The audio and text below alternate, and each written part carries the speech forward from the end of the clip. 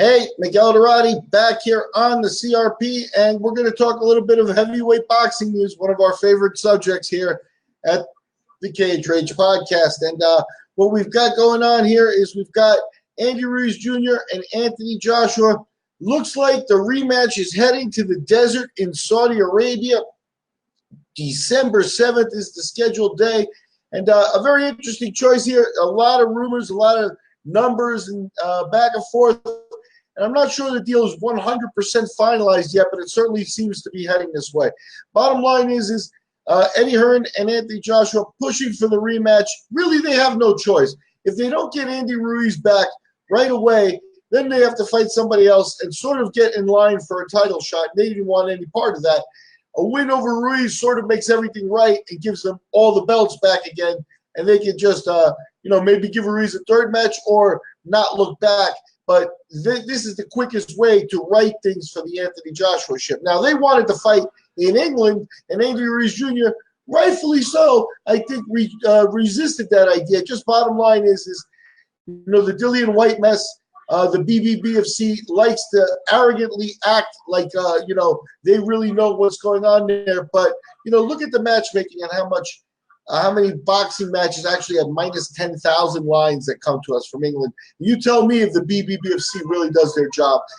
Dillian White also, around the first match between Ruiz and Anthony Joshua, brought up Joshua's use of therapeutic extensions around the BBBFC. So, we don't have a verification on any of that or anything, but it is interesting to see. It is Joshua's hometown.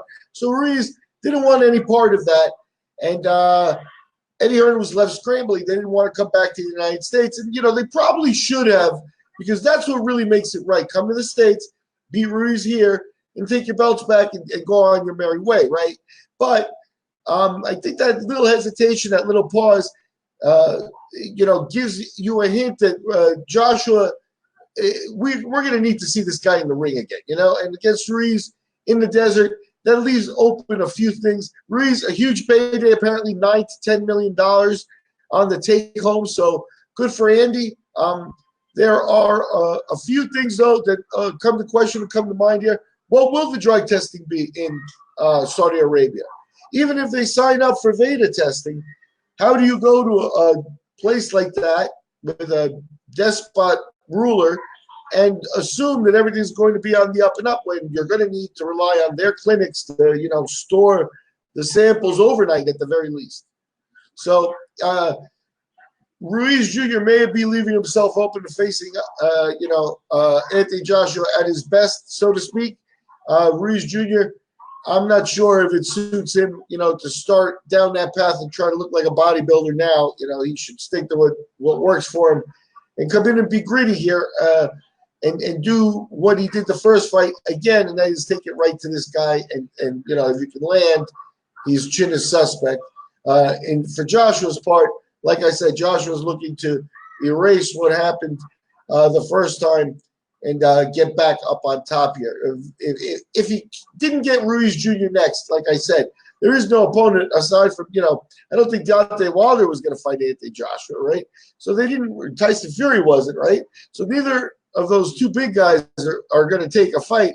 There's no path back to being number one for Joshua that doesn't go through Anthony Ruiz Jr. right now. So he needed it. Ruiz gave it to him for $9 to $10 million. A lot of people would have. But what else did he give away going to Saudi Arabia for this? I'm Miguel Dorati for the CRP. The fight's December 7th, so we got months to talk about it. But it does look like it's going to happen. And at the very least, they do deserve credit for getting the fight done one way or another.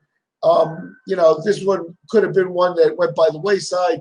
There were rumors of Andy Ruiz Jr. taking on Kubrat Pulev, the IBF's mandatory challenger, and that would have been a shame.